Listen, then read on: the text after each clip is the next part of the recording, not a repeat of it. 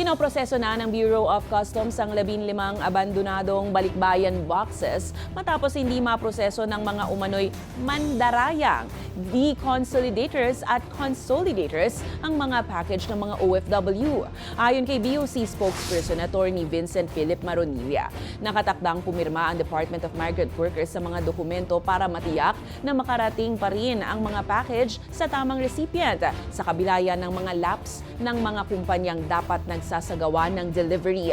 Paliwanag pa ng ahensya, hindi kasalanan ng mga OFW na may mga nanloko sa kanila matapos sabihing tutulong ang mga ito kunyari sa pagpapadala ng mga package nila. Agad na ipapamahagi naman ang mga balikbayan box kahit nagkaproblema sa pagproseso.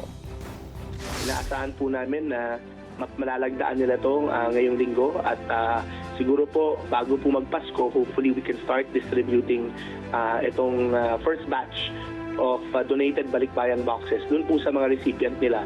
Ito, ipapamigay po natin to dun mismo sa intended na recipient kasi alam naman po natin na kung paano pinagpaguran to ng ating mga bayaning OFWs para lang po may padala sa kanilang pamilya.